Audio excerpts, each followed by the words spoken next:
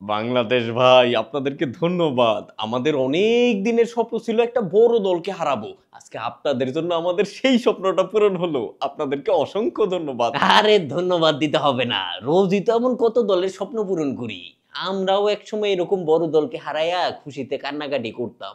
আহা, কই গেল সেই সোনালী দিন। তবে আমরা কিন্তু ভাবিনি যে আপনারা আমাদের সাথেও হেরে যাবেন। সত্যি বলতে আমরা কিন্তু জেতার জন্য আসিনি। আমরা এসেছিলাম শুধুমাত্র খেলতে, ভালো একটা অভিজ্ঞতা নিতে। আর আমরা এসেছিলাম হারতে, কারণ আমরা শুধু ক্রিকেটই খেলি না, আমরা স্মৃতি উপহার দেই। তোমরা জয় চাও বা না চাও, আমরা দিয়ে দিই, কারণ আমাদের একটা নীতি আছে, হেরে যাও কিন্তু হৃদয় জিতে নাও। কিন্তু সেটা তো জানতাম আপনাদের সমমান বা তার থেকে বড় দলের বেলায়। ভুল জানতে, বাংলাদেশ কোনো বৈষম্য করে না। বড় দলের সাথেও হারি, ছোট দলের সাথেও হারি, নিজেরা নিজেদের সাথে খেললেও হারি। কিন্তু ভাই, আপনাদের দেশের ক্রিকেট ভক্তরা এই জন্য কিছু বলে না? কি জন্যে? এই যে ছোট দল বড় দল সব দলের সাথেই হারেন, ওদিকে মেজর কোনো টুর্নামেন্টের ট্রফিও জিতেন না। আরে না, আমরা বিশ্বকাপ না জিতলে কি হয়েছে, আমাদের দেশের ক্রিকেট ভক্তদের ভরসা হারাতে জিতে গেছি।